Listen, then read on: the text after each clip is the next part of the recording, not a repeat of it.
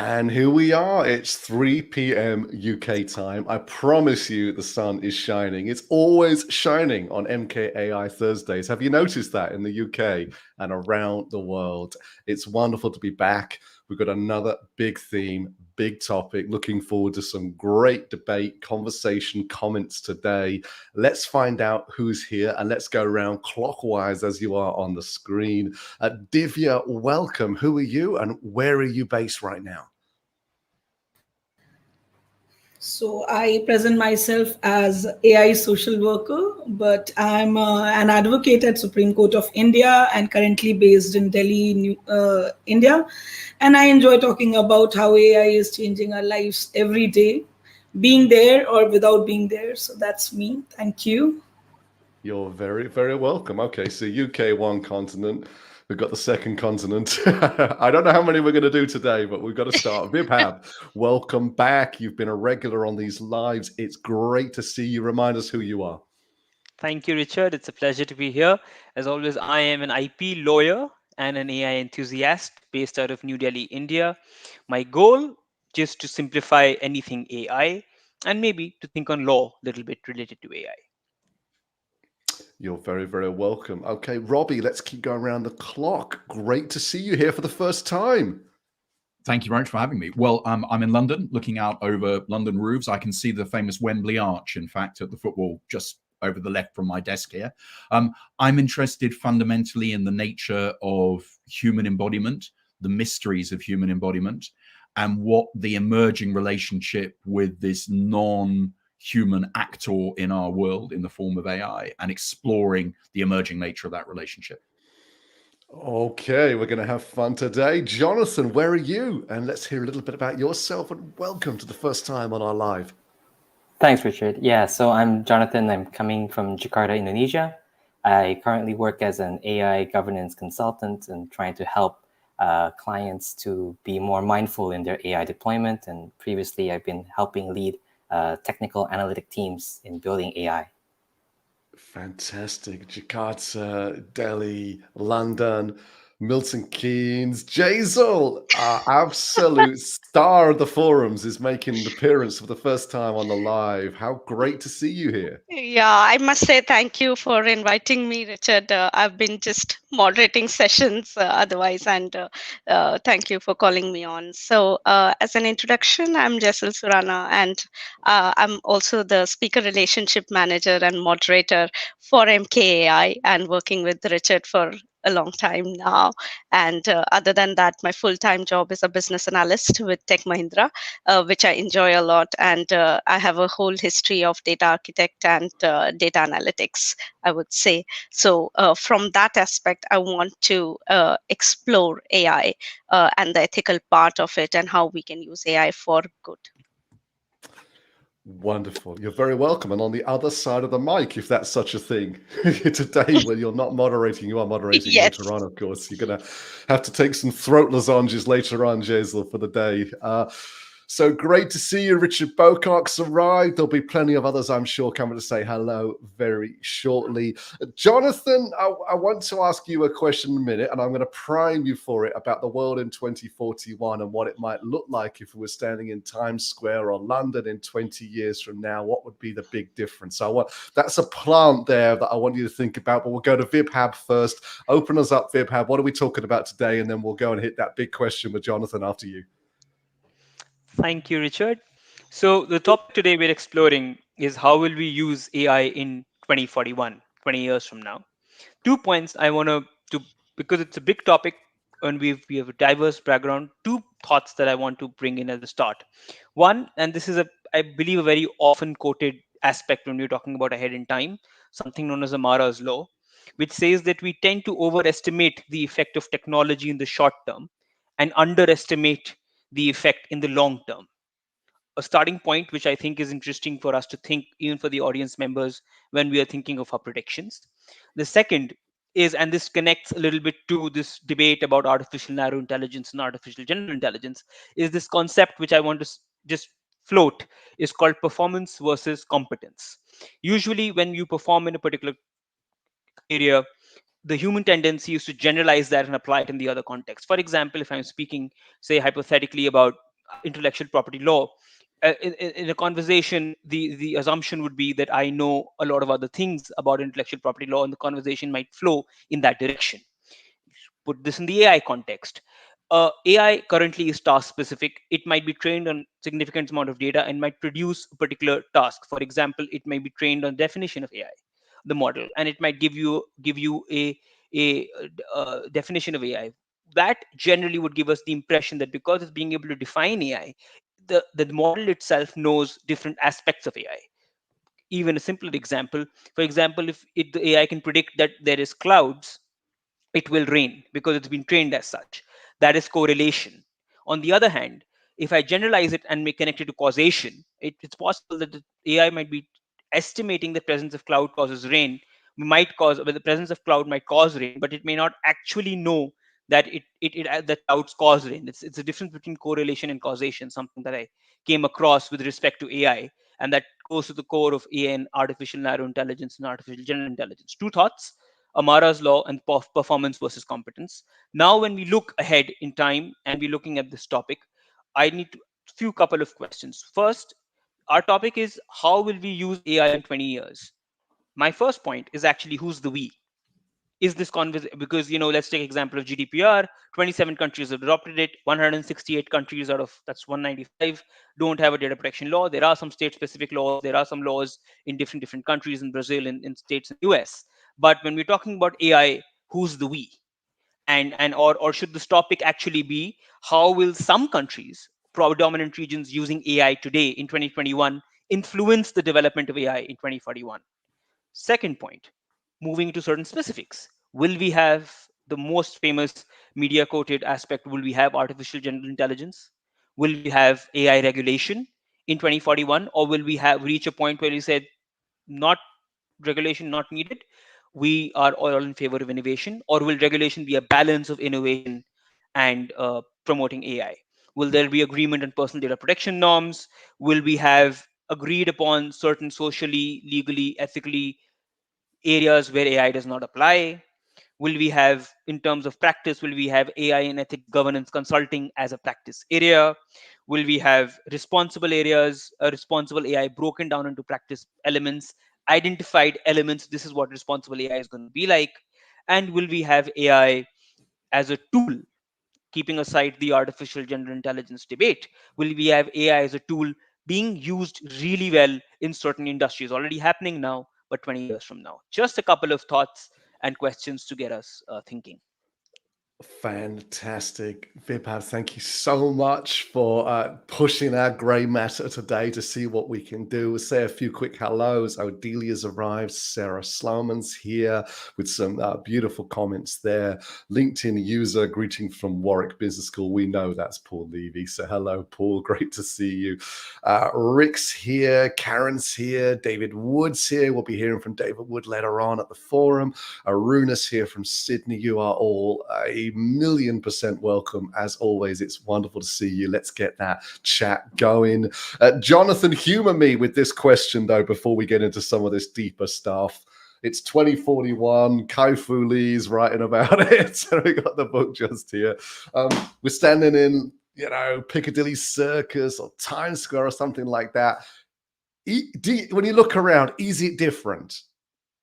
Or is it going to be pretty much the same as 2021? We time travel there, we teleport there. What's different in your mind in 20 years? Yeah, I have a couple of thoughts here. So in terms of maybe starting from the technology development stuff, so if we see where the cutting edge data science stuff is happening, let's say 10 years ago, it was mostly on the infrastructure and the big data revolution. Cloud data warehouses has been really the thing that enables this whole AI second wave, basically, right? The revival of AI being the forefront.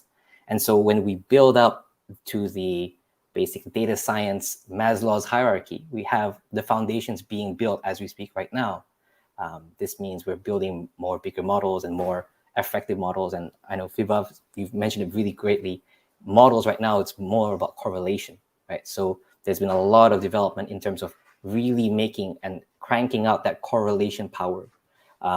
One of the questions that I think Vibhav brought really well was, can AI evolve beyond just correlation and add causation. And that would be something of a huge leap, same that we saw with deep learning, for example.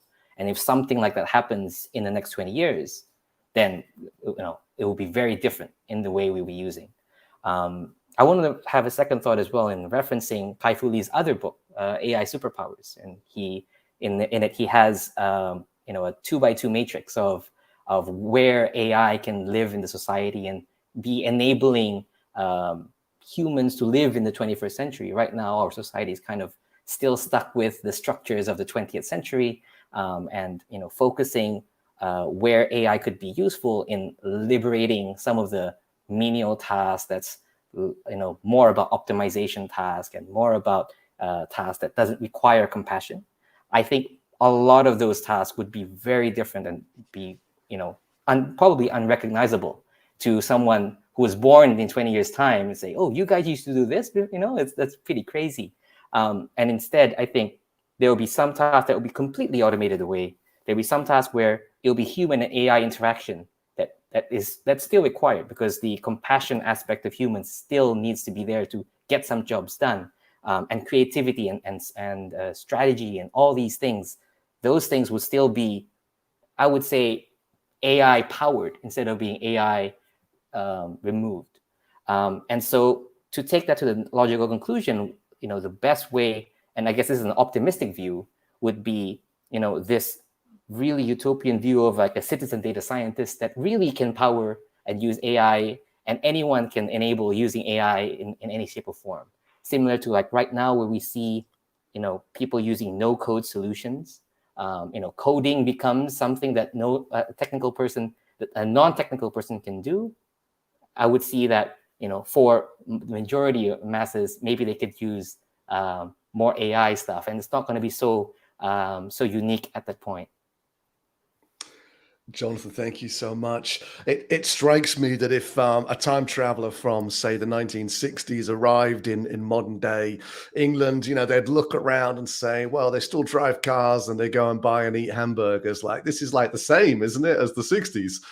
And then they'd look deeper, and I think the hyper connectivity and the speed of life would just be, I don't even know if we could even cope. It'd be like a T-Rex coming back today and it couldn't breathe the oxygen because it's changed so much. I think it'd be that level of change that, because we've slowly taken it on board, we don't see so much. Divya, calling on some of Jonathan's points, this is an interesting timeline, isn't it? 20 years. In a sense, it doesn't feel like very long. Amara's law has been brought up, and that's certainly true of working in a business, isn't it? You can do a lot more in a year than you think, but always a lot less in a day than you think that you can get done. Just frame 2041 for us. How far away is it really? Wow. I was about to point in two directions. I'll talk in terms of very slow progression and then a very big hyperloop or hyper jump. First, I was conscious of ours to maybe Chappie, and he or she will take it forward, and let's see how it will work. And will that AI be reality? Will we be able to move our emotions to that? And how it will affect our lives at large? Will we have unlimited lifetime like a bicentennial man? I am such a movie buff. I have to bring up all those things and hope they become reality. And they are only hopes. But then apart from it, what I see right now, the phase which we are living in, I'll speak in terms of especially where I'm sitting, we are still in a very nascent stage of understanding AI, especially when it comes to understanding it in legal aspects, how we are going to use it in law, how we are going to use it in courts. And that's the first priority which any country sees into when they are talking about any new technology, as in how we will regulate it, how are we going to make it so fundamentally correct that it does not go haywire and affect our lifestyles. So that is one aspect which is very serious. Another one for me, it's just a a very distant dream, but I really do wish that comes true very, very soon. Probably then it will be much easier for me. Like Jonathan was talking about no code or low code AI, yes, that is becoming reality.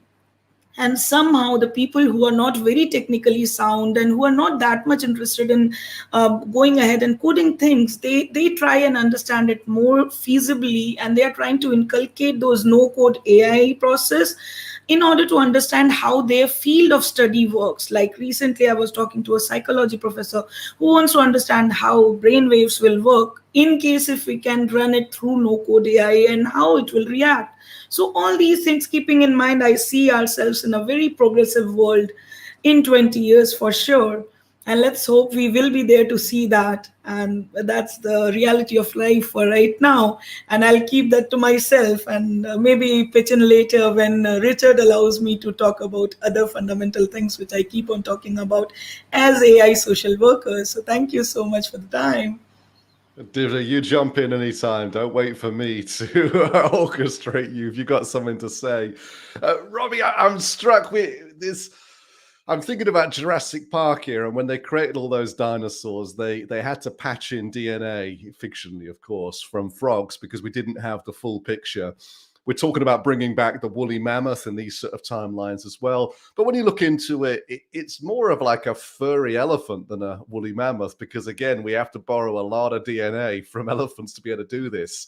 The analogy, and I hope you'll forgive the looseness of this, but the analogy here is that if we are going to have these sort of changes in 2041, the kind of Kai-Fu Lee is talking about, and this sort of, I don't know, the leaps in health and wealth and free time and happiness and so on, are we going to have to do a similar thing? Are we going to have to kind of patch in other ideas here? Because we don't really have true artificial intelligence. We don't really have this kind of sentient thinking that we need. So we're going to be looking at a lot of shortcuts, aren't we? A lot of assumptions and some dangerous assumptions perhaps along this journey. Robbie, do you think?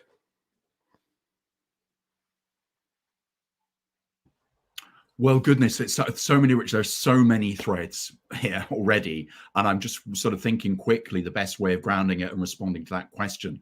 And I wonder whether one of the ways of grounding it quickly is to sort of pick up your earlier challenge about what would Piccadilly Circus in the centre of London look like.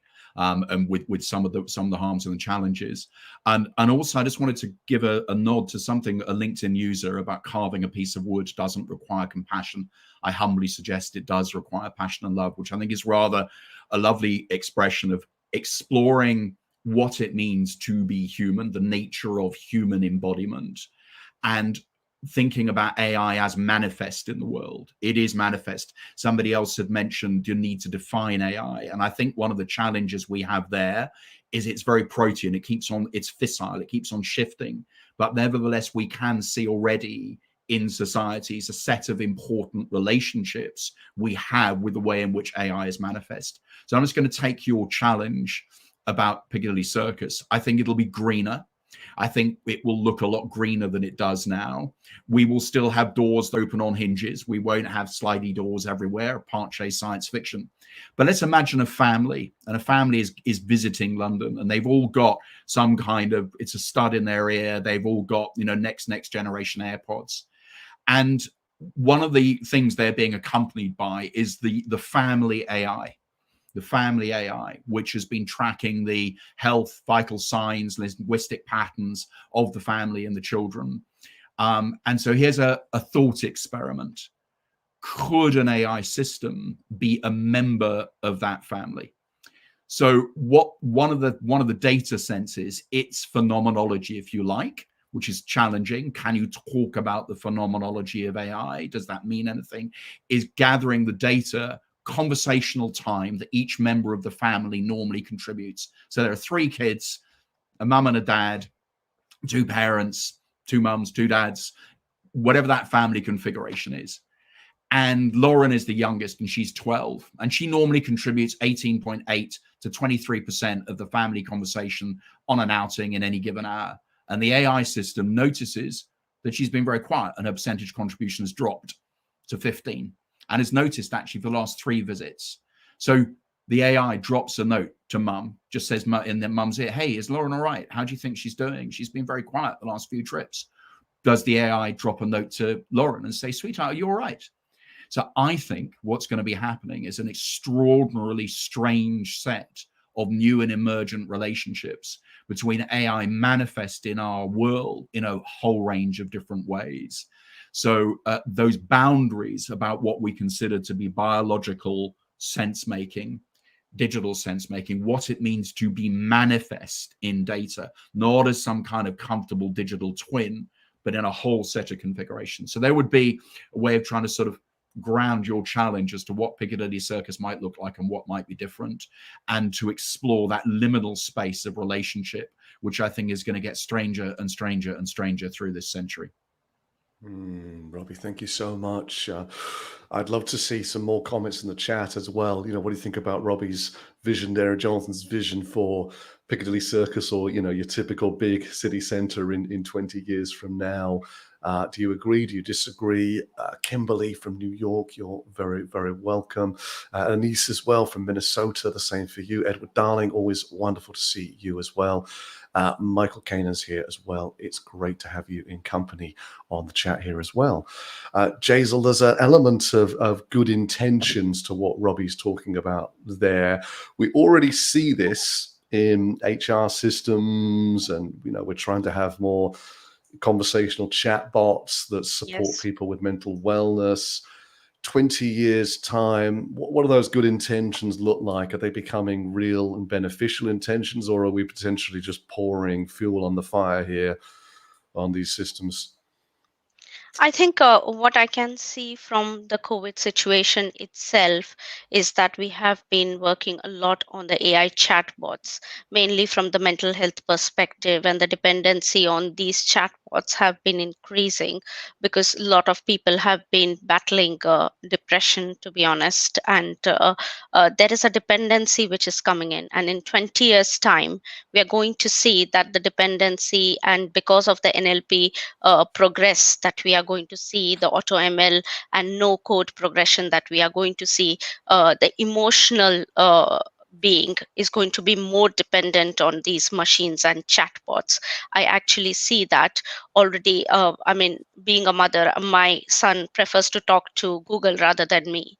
So we are seeing this, and this is going to increase. So it is going to be the responsibility, whoever develops the chatbots, to find the correct sentiment and the context before any response is given. I think because it is going to affect the mental health. I think whenever people will be at Piccadilly Circus, and if they are feeling low, they would be looking at a chatbot rather than calling a friend.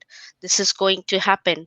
So we need to look at the aspects that Robbie has highlighted of the human embodiment, and how we are going to be conversing with AI and the non-human actors, to be honest, because it's going to increase in a positive manner and in a negative manner, both of ways. Because positive, because you think that there is somebody who will listen to you, and is going to respond back to you, while some of your friends may not respond to you in time, and therefore you look upon the chatbot. But at the same time, if it is not ethical, it's not transparent, and if the data behind it is not quality data, then it could actually lead to a degradation of the mind. So this is the two aspects which we will see. No matter what, this engagement is going to increase. Wonderful points, Jason. And I'll just stay on those for a little bit longer. Viv, I'll ask you to lean into these as well. You know, data is not equal because of the history of these systems and the geographic location of you know, scientists previously, and also now to many degrees. There's a lot of data that's come out of certain areas. The US has contributed huge amounts of data to globally well-used data sets. China, India, making up huge amounts of the population have contributed to those particular data sets, very, very little. So we know that that's already the case, Vibhav, that there is not the representation in this data. It presents a very different world in 20 years in terms of how these systems might work with you and for you if you're in China or the US or you're in Cuba. or Antigua, this is going to be a very different story potentially. Do you think, Vibhav? No, that's a very good point. I think that raises a couple of themes actually. To answer that question, actually, one is that it factors in that along with AI, there'll be other developments that will be taking place in the next 20 years. So, for example, if you're talking on data, if there's an element of decentralization that has come in terms of technology, in terms of where data is tied to a decentralized technology which gives people more privacy and more user control, then it's a different conversation. Then that's an element that comes in to make the data more local. Like you so the problem that we're talking about, certain data sets having input from particular regions of the world, not having input from the other region of the world, that's today. So that decentralization aspect is one factor that will impact the thing. The other factor that I think would impact in 20 years from now is that they one would assume that countries that are looking today to create their own domestic expertise on artificial intelligence by building models, they would have trained those models, and as part of training those models, they would have certain amount of data sets that they would have identified that work for that context, because the problems are known about the lack of representation in data. So 20 years from now, one would assume that there are solutions to that in forms of decentralized technology, in forms of probably data sets released within the government or within the territory to be used for training AI applications. And therefore those would be one element 20 years from now. And the other element would also be, and which has to be factored in, is that one would assume that there would also be other mechanisms, legal mechanisms. They could be audits. You could have algorithmic audits. You could have mechanisms, or you could have proper data infrastructure in place in terms of mechanisms taking in place before you train your AI system. And you create the data, you eliminate the data in that perspective. So you have audits, you have a data infrastructure, you have probably government related data sets, you have decentralization. So with the problems that we are facing today, 20 years from now, in conclusion, I'd say is that it some of it we will have solutions because we're aware of the problems. There might be other issues that might arise that probably we may not be able to anticipate. So it's a bit of a mix and a match in terms of when we're looking at. So we can't look 20 years from now in terms of data from what we know today, because we're already moving in that direction to solve these things. Jonathan, I'd love you to continue some stream there from Vibhav. I'll put this question in, but feel free to skip it and just add to what Vibhav's saying. But I guess we will see a trend either towards Facebook, Google's, etc., having larger and larger central warehouses of data. As we use more IoT devices, then the opportunity to grow that data is exponential. Or we'll see a trend towards more edge devices, decentralized platforms, and more user control over data. So I would love to hear if you have a view on which way you think that trend will go, and also corresponding to some of Vibhav's points, if you may, Jonathan.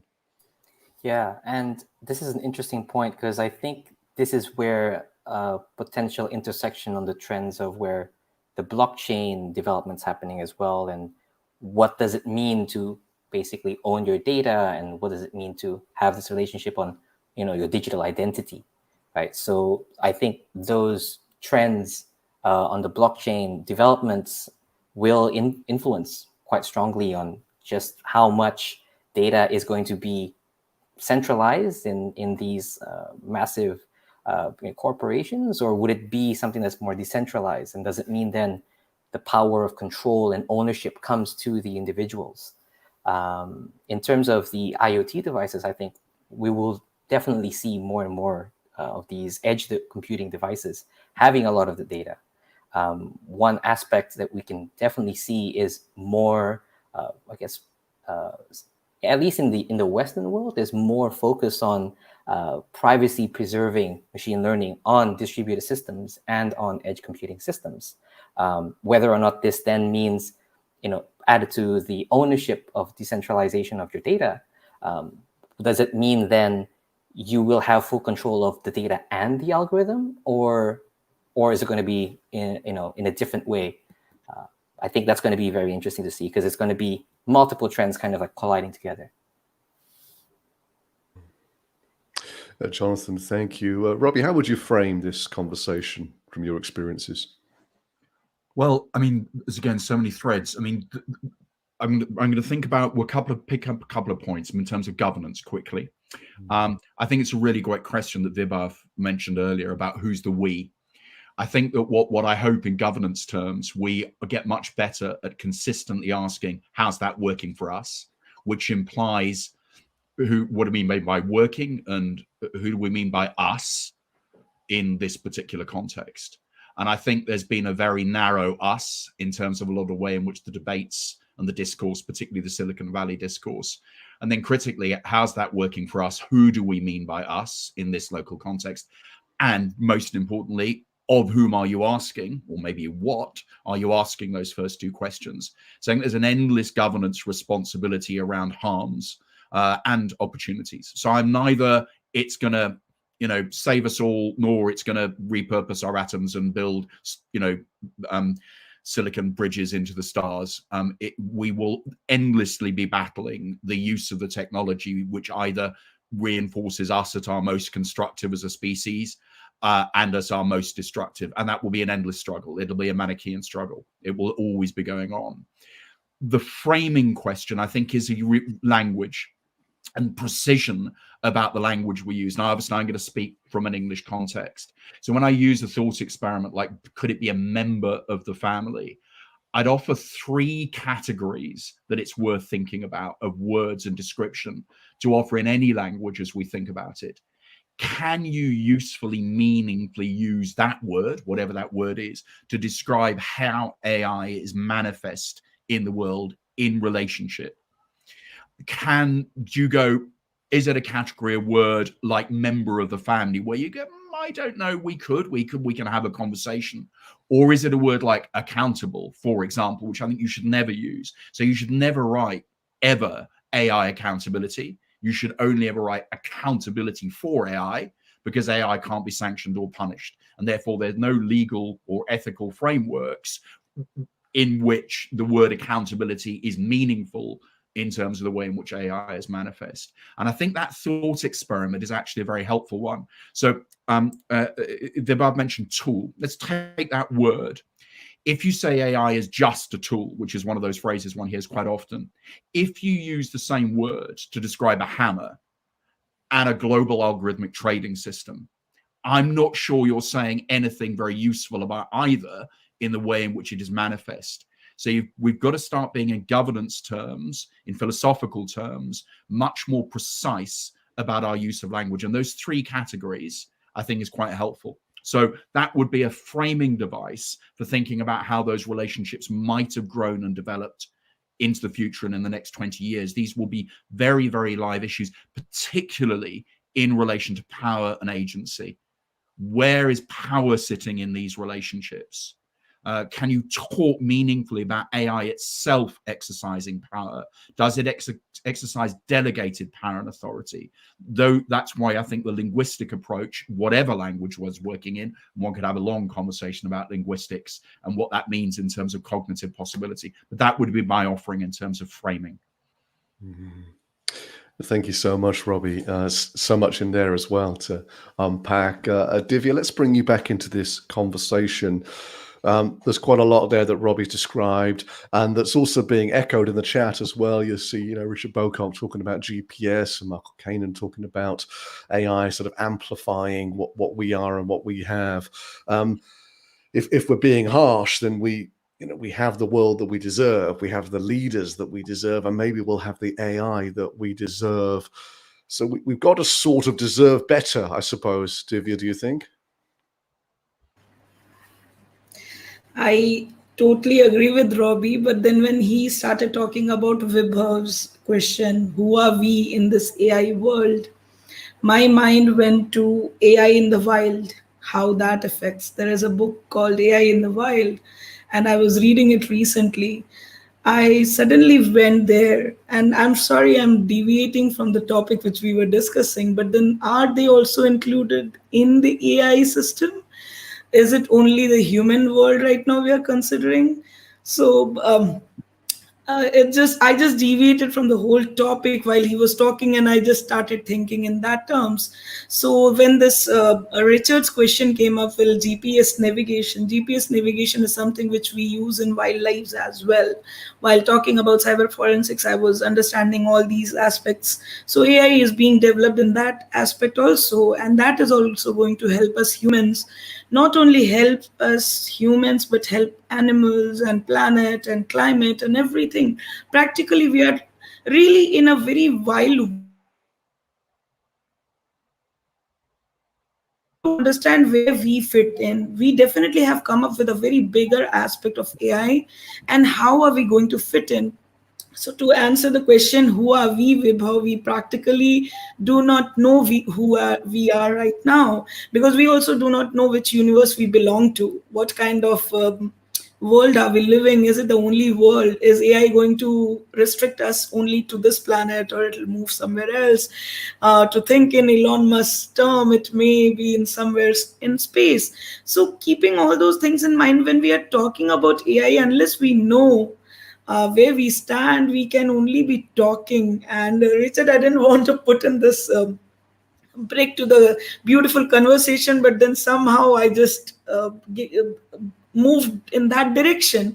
And suddenly I thought that we are also the I shouldn't say directly in live conversation that we are also animals, but we definitely have evolved from there, and there are so many examples for that and biological explanations. So we are understanding AI as in how it is going to help us. Like Jassel is talking about in business analytics terms, Jonathan is talking about he is moving to governance, Vibho always thinks about it in terms of AI and law, how will we frame it, how to make it more compatible for the world. And I'm fascinated with what Robbie is comparing it with everything.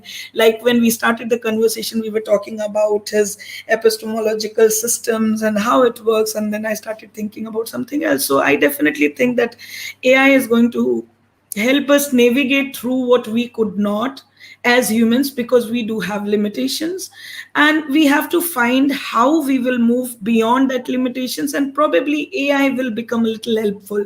Not only AI, but then kind of robot developments which we are doing definitely is going to take us a little bit forward. I am being very positive right now, so that's pretty much what I would like to say. And let's see where the talk goes. And we'll write, we'll talk, and we'll keep on moving the conversation in different. But I'm sorry I took it towards the wild, keeping in mind that AI is in the wild as well. So that's there. Divya, thank you. You bring so much to this conversation, and you're right. I think there is definitely so much in that. Jaisal, there's this sort of tool idea around AI has come up again, and Divya, by the way, this is the live conversation, right? I mean, it's supposed to go where it goes. The forum later on at 5 p.m. So that's just over an hour and 20 minutes from now. That is more of a structured. It's got guardrails. It's got boundaries to the conversation. But this is unplanned. It's live. It's going to go in lots of different directions, and it's supposed to stimulate lots of ideas. So keep bringing those for sure.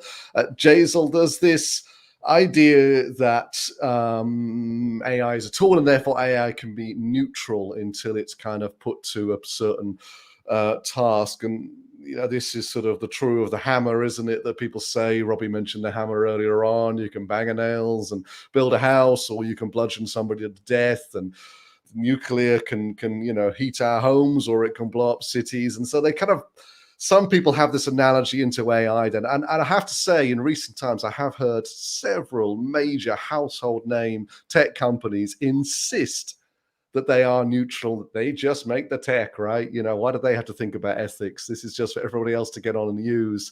What do you make of that? Are companies outside of ethics? Is there a central neutrality, or is there always a sense that this is being put to a particular task? Yeah, I think we are talking about the live session, but I'll still put it that recently there was a Facebook whistleblower policy that came out, and it was indicated very clearly that for big corporates, profitability is more important and performance is more important over the ethical part. So I wouldn't say that AI is neutral as of now, because we are just exploring, we are starting to explore I think the aspects of AI. AI started with helping us to, navigate through the repetitive tasks, and that is where automation improved, I think, and it became so complex. I would like to add one point is always technology moves much faster than the speed at which governance comes in. So it's always going to be that gap. The day we are going to see genetic engineering, we are going to see the drug discovery, or we are going to see digital clothing, or we are going to see the robotics or the robots around us, rather, for conversations. This is going to happen much faster than actually we built the governance, and there will be unforeseen parts for ethics into them. I think context is going to come, but it's not going to be that easy to move from correlation and labeling to understanding every aspect of context, because human psychology is quite more complex, I would say. So I wouldn't say that AI is neutral. I think we are trying to build that, but always for corporates, profitability will take importance. Even if they talk about ethics, it's not easy to just say, I'm going to follow ethics and not have profitability. So I think what is important, what Vibhav mentioned, is having audit systems is the key, which is going to work, which will give the percentage of where we stand when we mention that we are neutral. Vibhav, what do you think? So I have a slightly different take. Uh, of course, Facebook is one example.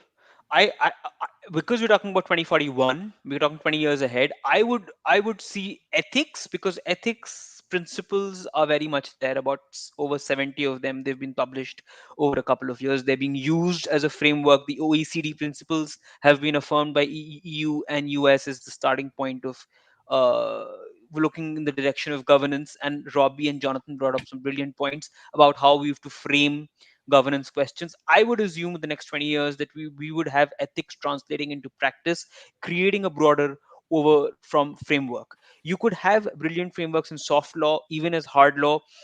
Whether the decision to apply to them is a organization's choice. I don't think we need to generalize it. I mean, we can't generalize one example as the general philosophy for all organizations. I think we need to look at it in a more broader context. I would definitely see next 20 years very quickly as formulation of ethical principles articulating themselves in different frameworks, which blends in. If ethics is here, frameworks would be here, and there will be elements of that for companies to comply with, and that starts also with the data protection framework. So I'm fairly more positive on that side. I don't think it'll just be purely profit, because the only one key point for our audience and everyone that for everyone is that artificial intelligence is a general purpose technology. We've brought this up multiple times.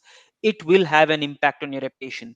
So being completely disconnected to ethics, I don't think that'll work. And to close my interjection here, to connect it to what Robbie and Jonathan is saying, that when we are building these frameworks, who is the we?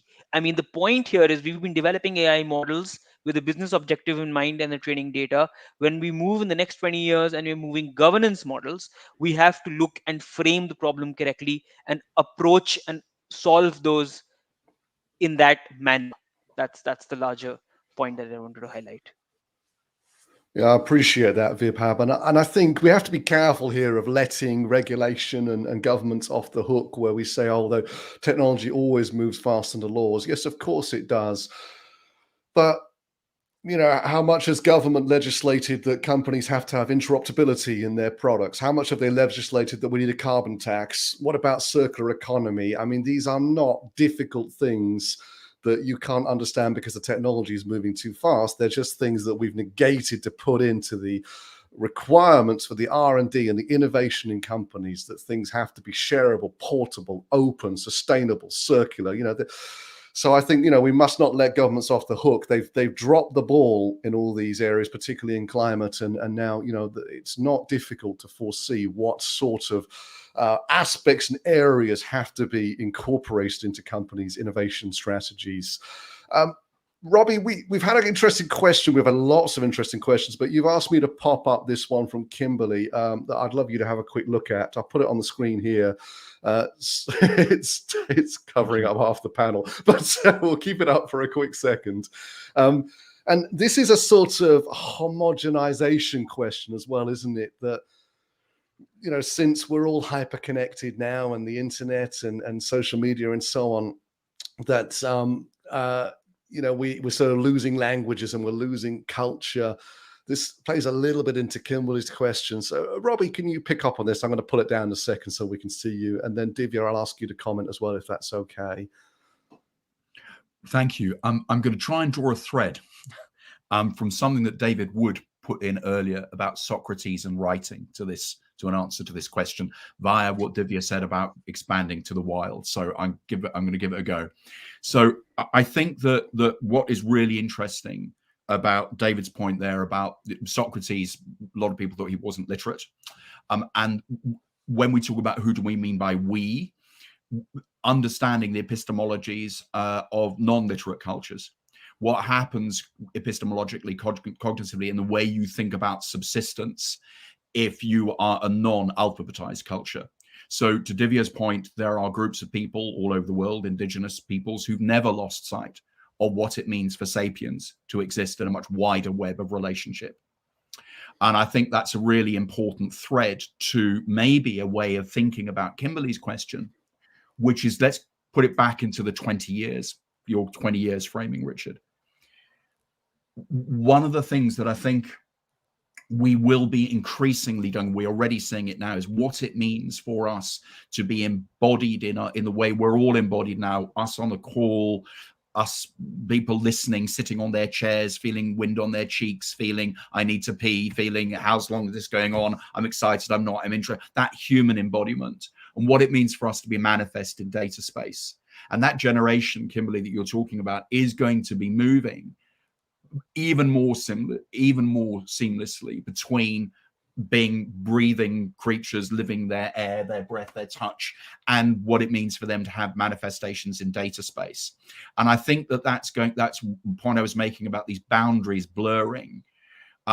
So I think that this boundary blurring between 3.2 billion years of chemical substrate evolution on Earth, which has led to us, and silicon manifestation, let alone quantum manifestation, is just going to get stranger and stranger. And I'd offer one thought for that generation, Kimberly, which is that I think we will be surrounded, for example, by hundreds of thousands of digital ancestors. When you add deepfake technology, deep video technology, NLP, the capacity to have some kind of relationship with ancestors in digital space, to go, let's talk to Grandpa Robbie. Let's see, let's have a quick chat with Grandpa Robbie. And a child can say, Grandpa Robbie, I was at school today, and show me a picture. And I go, what a great picture. You've made the trees orange and the sheep are green. And that's great. Now, the weirdness, therefore, as we move the biological self to data manifest self, and all of that means in terms of power and agency. So it's a great question, Kimberly, and it is absolutely going to be something. I've just become a grandfather. And 2 weeks ago, I held a grandson in my arms and looked at this child and thought, you might know a child when you're an old man who will be living deep into the 23rd century. It's going to get strange, and much stranger than for ever any previous generation of sapiens. You're describing a terrible relationship with death, Robbie. I'm not advocating it. By the way. But it's already happening. There are grief bots growing up everywhere. There are grief bots right now. And if they provide some solace for people, if somebody finds some solace in it, it wouldn't be for us to say, well, you can't. If somebody finds that's helping them through a grief or bereavement process, I wouldn't be the one to say, no, you can't do that. You shouldn't do that. So I'm not advocating it. I'm just saying 20 years, it's going to be there. helping through a grieving process is one thing. Pretending the person's not died is a whole No, other but one. this is this point about relationship. You're not pretending anything, but you are going to have a relationship. You're not pretending they haven't died, but there is a relationship. And that's my point about exploring these liminal relationship spaces with the kind of open mind that, in a way, Divya was suggesting. What is that liminal relationship space? So you don't need to pretend in order to have a relationship. I'm sure somebody will Google it or find the right quote, but there's that 3 deaths, isn't there? The day that we find out we're going to die, the day that we die, and the last time anybody speaks or thinks of our name. And it seems that we fight against that. Divya, what do you want to add to what Robbie said? So he gave me, Robbie, thank you for bringing that up. And he gave me the point where I can talk about spiritual AI and think about how we'll move our subconscious mind to a AI. And then Grandpa Robbie can talk to n number of his descendants, and they can connect and know what he was like. So that's one thing. And it's going to be reality, hopefully, but I love talking about that. I'll not stretch that, but spirituality is something which will probably become reality very, very soon, because people do find peace there, and it has nothing to do with religion or anything else. It's just your peace of mind. What I wanted to add was, when Vibhav was talking about ethical AI, definitely ethics will take center stage. But there are many a times when we get confused with morality and ethics. Ethics are something which we tend to enforce, but morality is something which you generate or inculcate in your future generations. And even the morality comes into you when you read a lot. So the confusion should not be there. There should be no blurred lining in between morality and ethics, and ethical part should be there, definitely, Vibhav. I also see that in 2041 it will make a huge difference, when you will have to understand how ethics is going to shape our society. But morality also will be playing a very bigger role, because that is something which makes humans. Morality is something which makes you understand how humans work. When do we stop from being rude to being humble? And that's morality, and that has nothing to do with ethics. So I just wanted to put in that word in the conversation which Vibha always talks about. And please, I would love to listen someday, because we do not have any time left. And Robbie, to add to it, there are grieving bots, but then I do hope that in future we have the bots which can actually find a way of giving that warmth which we give to our family members or known people, and that becomes a reality. I don't know, maybe, but I always stick to the positive side. And if that becomes reality, we'll have humble AIs and emotional AIs who will find how emotional we are and what kind of concept they have to put into our mind. Knows the grief easily, but definitely can give you some solace when you are talking to them. So to answer that, that's there. And now I think I'll not take any more time. Thank you. It's so interesting, Divya. We've got 8 minutes on the clock, and the chat continues to reverberate with some of these ideas, which is wonderful to see. I guess we must remember that some people are supremely empathetic and have great abilities at social comprehension, and others do not, and others find that very, very difficult. And there's, the role for supplementary and augmenting to help, to bring more human connection.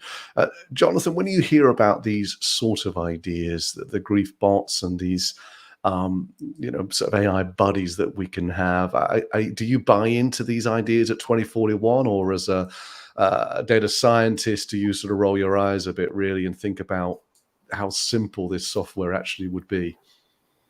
Yeah, I think it comes back, and I think I want to summarize all the different points everyone's been making up. And I think it's ultimately that AI is just a technology, and the creators and the designers of the technology has to have a good intention, and making sure the process has a good intention to make sure it's serving us and us in the various different ways, but having a clear intention of not just, building a model to increase engagement, like Jaisal was saying about what the recent controversies are, but having a AI model that will be built with intention for whatever purpose, I think is really the key here. And I think this is where, I guess, my view on governance is. It's not only about adding, laws and compliance and stuff like that, but it's also about making sure that when you want to build AI or technology with intention, you are able to do this while enabling or allowing everyone in quotes, like your teams and different stakeholders involved in the designing and building of these AIs. And I think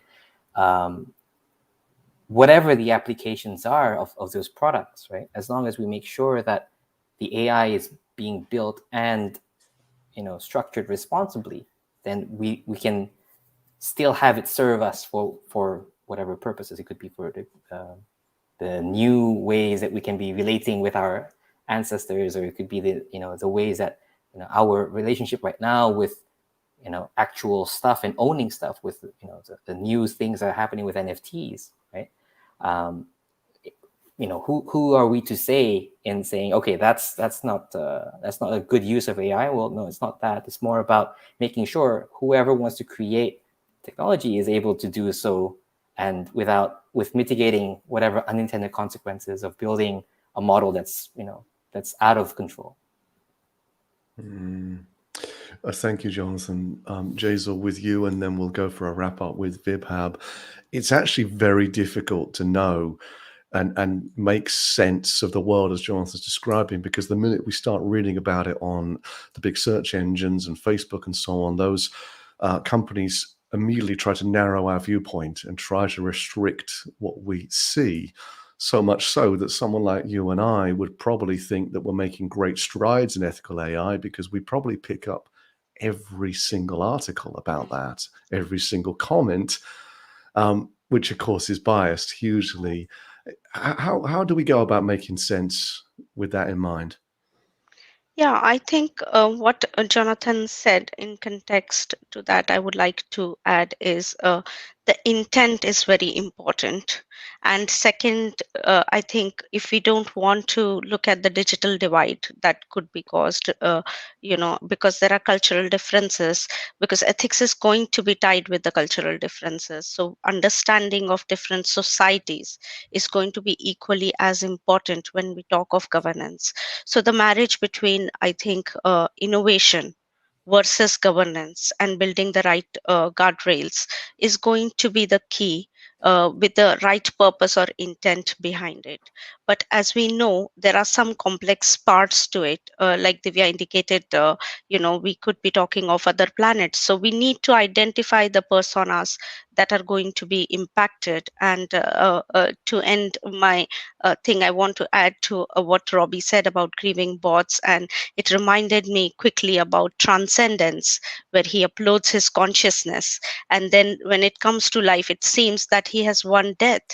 And this is what we are going to be looking at. People are already starting to store their memories, and they think that that is going to give life to many generations down the line, because they are storing themselves in the form of memories in these bots, and the AI bot will make sense out of it and talk to their grandchildren. This is actually already happening in parts of the world. So we are going to be seeing this in 20 years' time, where people want to upload their memories and consciousness so that they are going to be living. And I do agree that there could be grieving bots. Yes. Thank you, Jaisal. Vibhav, with you for a 2-minute wrap up. No, thank you. No, this has been a fantastic discussion. Thank you, Robbie, Divya, Jonathan, Jaisal, and Richard, as always. There are a couple of threads that I just want to quickly highlight, which as we go home. One is that threads from the conversation. One is that in 20 years from now, maybe AI would not be so unique. It may not be a buzzword. It would just be around us. It is around us even now, but more like sort of a normal thing rather than being a buzzword, which takes us to imaginations of machines versus humans. Second, and which I think the conversation meandered, we went around that significantly, will the AI be a member of the family, in the sense of our dependence on chatbots and the entire conversation, and Kimberly's comment there, and the conversation on grieving bots. That's an important point. Third, for 20 years from now, the governance frameworks, Robbie's points, Jonathan's points, the points about who's the we when we design the governance frameworks. Four, something that Divya brought up, is that is AI only for humans, or are we looking at other aspects? And the aspect of morality versus ethics, about how even 20 years from now, we might have ethical frameworks, we might have ethical frameworks converted into laws, but it'll still be our morality that will be governing probably its development. So there is an element of who we are as people and what we seek to do, which connects to Jonathan's point of intent, which will not change 20 years from now.